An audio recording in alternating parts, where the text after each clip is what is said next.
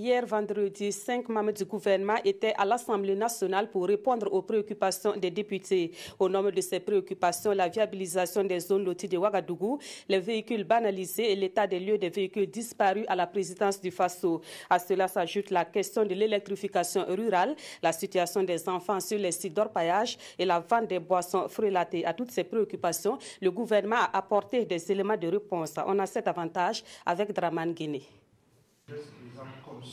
Annoncé en début d'année, le projet de viabilisation des zones loties à Ouagadougou refait surface au cours de cette séance. Le ministre de l'Urbanisme est interpellé sur l'état de mise en œuvre du projet.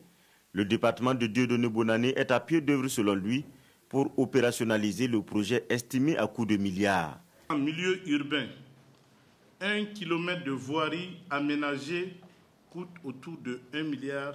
C'est non seulement le bitumage de la voie, c'est les caniveaux. Il nous faut près de 85 milliards pour viabiliser la cité de Paseko. Au ministre des Finances, les parlementaires ont demandé le nombre exhaustif des véhicules banalisés et l'état des lieux des 57 véhicules disparus du parc automobile de la présidence du Faso. Sur cette question, la ministre se déclare incompétente, même si elle a des projets de réforme. Nous nous sommes rendus, par exemple, qu'il n'y avait même pas de carnet de bord pour l'utilisation des véhicules. Donc, non seulement il y a l'abus, mais même le contrôle de la consommation du carburant, cela n'était pas fait.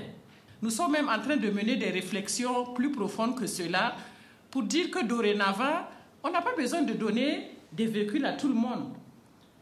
Un fonctionnaire qui veut aller au travail, si on peut lui faciliter l'accès à un moyen de locomotion, lui il pourrait éventuellement facturer le gouvernement.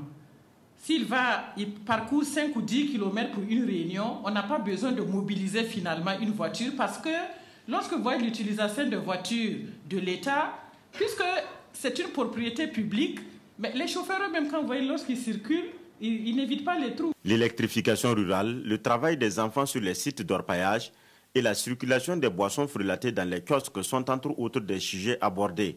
5 ministres sont interpellés au cours de cette séance par le biais de 6 questions orales sans débat et une avec débat.